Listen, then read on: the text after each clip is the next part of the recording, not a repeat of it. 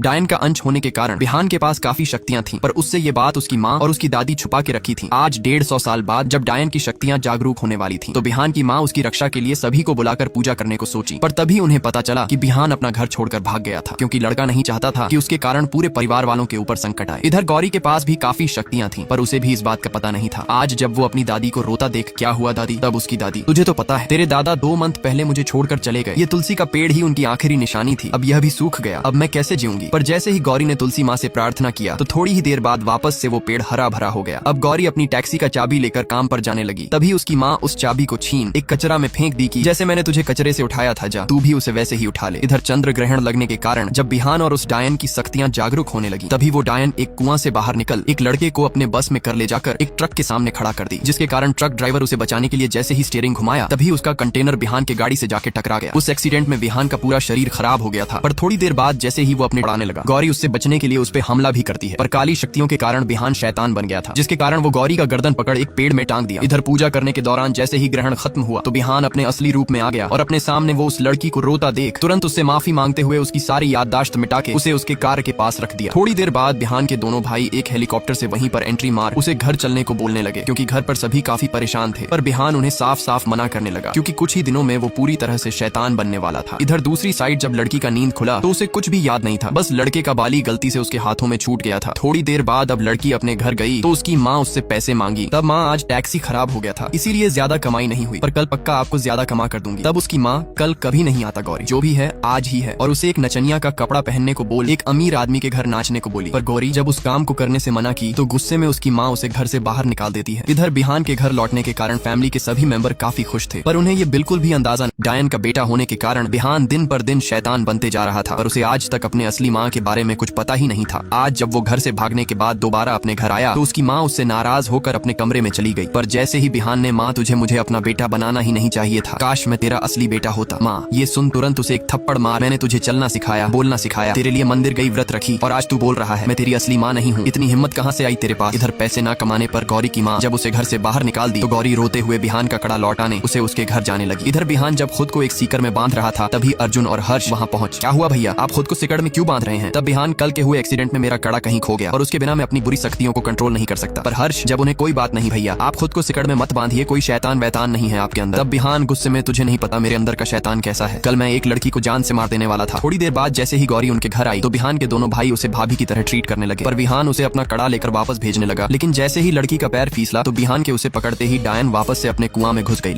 इधर हर्ष और अर्जुन उस मूवमेंट को देख एक प्यारा सा गाना गाते हुए गौरी को अपने घर के अंदर ले गए। फिर उसे एक टॉवल देके सूप बनाने के बहाने चले गए, ताकि बिहान और गौरी एक दूसरे के करीब आ सके। पर बिहान को गौरी के साथ अजीब लग रहा था, इसलिए वह भी उनके पास चला गया। इधर बाल सुखाते वक्त गौरी को एक आवाज सुनाई पड़ी, जो उसे गौरी गौरी करके पुकार रहा था। कुछ समय बाद गौरी उस आवाज का पीछा करते हुए एक रूम में घुस गई, जहाँ पर उसे एक औरत का फोटो दिखा। पर जैसे ही वह उसे छूने गई, तभी बिहान की दादी, कौन हो तुम और यहाँ क्या कर रही हो? तब मैं आपके पोते का एक सामान देने आई थी। पर दादी को समझ नहीं आ रहा था कि ये किसकी बात कर रही है, इसलिए वो उसे उनके पास ले गई। और जैसे ही उन्हें पता चला कि ये बिहान से मिलने आई है, तो वो उन दोनों को साथ में खड़ा कर दूल्हा दुल्हन की तरह देखने लगी। दूसरी साइड इधर खाना बनाते समय वो डायन एक औरत के पीछे आके खड़ा हो गई, लेकिन औरत के पीछे घूमते ही वो डायन गायब। कुछ समय बाद जब औरत घर के बाहर कपड़ा लेने गई, तभी वो डायन उसके सामने आ गई। इधर जैसे ही बिहान के माँ को पता चला कि गौरी एक कैब ड्राइवर है, तब वो कैसी लड़की होके रात रात भर कैब चलाती हो, तुम्हारे माँ बाप कुछ नहीं बोलते क्या? गौरी ये सुन रोते हुए उनसे बदतमीजी करने लगी। माँ से बदतमीजी करने के कारण जब गुस्से में बिहान गौरी को घर से बाहर निकाल दिया, तो रोते हुए गौरी अपने घर जा रही। तभी उसकी बहन कॉल करके, दीदी इतनी तेज बारिश हो रही है, कहाँ हो आप? तब गौरी सामान लौटाने गई थी, बेइज्जती करा कर आ गई। तब उसकी सिस्टर, वो सब ठीक है, आप जल्दी से घर आ जाओ, मैंने दरवाजा खोल दिया। इधर अगली सुबह जब बिहान अपने भाई को कॉलेज छोड़ने जा रहा था, भैया आप इतने रूड और ममस भाई बन के रहोगे तो कौन सी लड़की आपसे प्यार करेगी? पर बिहान खुद ही नहीं चाहता था कि कोई लड़की उससे प्यार करे। इधर खाना बनाते समय गौरी अपनी बहन से, मेरी जिंदगी चाहे जैसी भी कटी हो, पर मैं तुझे एक अच्छे कॉलेज में पढ़ा कर ही रहूंगी। तभी 2 आदमी उसके घर पे गौरी की माँ को कुछ पैसे देकर उन्हें बुरी तरह से ताड़ने लगे। थोड़ी देर बाद गौरी अपनी माँ से उनके बारे में पूछी, तो उसकी माँ, तूने नाचने से मना कर दिया था ना, तो वो लोग तेरी बहन को लेकर जाना चाहते हैं। गौरी ये सुन, माँ माना कि मैं तेरी असली बेटी नहीं हूँ, पर तू अपनी बेटी के साथ तो ऐसा मत कर। तब उसकी माँ, ये मेरी बेटी है, मैं इसे जहाँ चाहूँ वहाँ नचाऊं, तू अपना ज्ञान अपने पास ही रख। इधर बिहान जब सबको गर्ल्स इंडिपेंडेंस के बारे में पढ़ा रहा था, तभी गौरी, लड़कियाँ चांद पर जा सकती हैं लेकिन टैक्सी नहीं चला सकती, और इसी तरह वो उन सभी को भड़काने लगी कि ये जो आदमी आपको गर्ल्स इंडिपेंडेंस के बारे में पढ़ा रहा है, असल में यह एक इंडिपेंडेंस लड़की को बर्दाश्त तक नहीं कर सकते, जिसके कारण क्लास के सब। तभी बिहान को एक कॉल आया। थोड़ी देर बाद जैसे ही बिहान घर आया, तो पता चला कि पुष्पा की मौत हो गई थी और उसके पूरे बाल सफेद हो गए थे। असल में कल रात डायन ने ही पुष्पा को मारा था, लेकिन इन सब के बारे में उन लोगों को कुछ भी पता नहीं था। था। अब बिहान उसके बारे में पता लगाने के लिए जैसे ही अपना ब्रेसलेट निकाल कर एक बुक पढ़ता है तो उसे पता चल जाता है कि पुष्पा को उसी डायन ने मारा है। तभी उसकी माँ उसे वो ब्रेसलेट दोबारा पहना कर कहती है कि कितनी बार मना किया है अपने हाथ से ये ब्रेसलेट मत निकाला कर। पर बिहान उनसे वादा करता है कि उसके पावर के बारे में किसी को कुछ भी पता नहीं चलेगा। इधर पुष्पा की न्यूज देखते ही गौरी एकदम डर जाती है क्योंकि कल रात वो भी वहीं पर थी। उधर खाना खाते समय जैसे ही बिहान कहता है कि कल रात वह आई थी तो उसके दोनों भाई उसे गौरी के नाम पर ट्रोल करने लगते हैं। तब बिहान उन्हें समझाता है कि जैसा तुम सोच रहे हो वैसा कुछ भी नहीं है, मैं उस डायन की बात कर रहा था। लेकिन दोनों उसे फोर्स करने लगे। क्या दिक्कत है भैया, आप उससे प्यार करते हो, मान क्यों नहीं लेते? तब बिहान, प्यार नॉर्मल लोगों के लिए होता है, मेरे जैसे के लिए नहीं, और आगे से उसके बारे में कुछ भी न बोलने को बोल। दोनों को शॉपिंग पर ले जाने लगा। पर तभी अचानक वो लड़की उसके सामने आ जाती है और एक शर्त की वजह से जबरदस्ती वो उसे जलील कर जाने लगी। बिहान को ये देख काफी गुस्सा आया लेकिन अपने भाइयों के लिए वो खुद को कंट्रोल किया।